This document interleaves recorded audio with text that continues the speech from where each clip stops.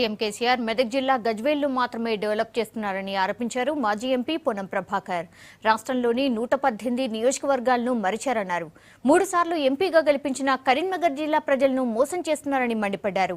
తెలంగాణ ఉద్యమానికి అండగా నిలిచి కేసీఆర్కు రాజకీయ జన్మనిచ్చిన కరీంనగర్ను పట్టించుకోకపోవడాన్ని తీవ్రంగా ఖండించారు.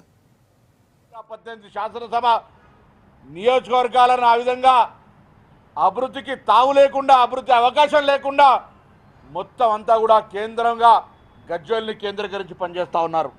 ఈ సందర్భంగా జ్ఞాపకం చేస్తూ ఉన్నాం, కరీంనగర్ జిల్లాకు వచ్చినప్పుడు, కరీంనగర్ జిల్లా ప్రజలు నిన్ను కష్ట సమయంలో ఆదుకున్నప్పుడు చర్మం ఒరిసి చెప్పులు గుట్టిస్తా అన్న మాటల్ని చంద్రశేఖరరావు గారికి రిమాండ్ చేస్తూ ఉన్నాం. ఈరోజు నిన్నగాక మొన్న ఒక గజ్వేల్ నియోజకవర్గంలో దాదాపు 150 కోట్ల ఫౌండేషన్స్ చేశావు. గజ్వేల్ని అభివృద్ధి చేయొద్దని చెప్పడంలో ఎవరైనా ఓన్ రిప్రజెంటేటివ్గా ఆ నియోజకవర్గానికి అభివృద్ధి చేసే బాధ్యత ఉంది. కానీ నీకు రాజకీయంగా జన్మనిచ్చిన సిద్దిపేట పోయింది. నీకు రాజకీయంగా కష్టకాలంలో ఉన్నప్పుడు తెలంగాణ నినాదాన్ని బతికిస్తూ నీకు అవకాశం వచ్చినప్పుడు పార్లమెంట్ సభ్యుడిగా గెలిపించినటువంటి కరీంనగర్ ప్రజల్ని మర్చిపోయావు. గజ్వేల్ ఎట్లా ముద్దయింది, కరీంనగర్ ఎట్లా వద్దయింది.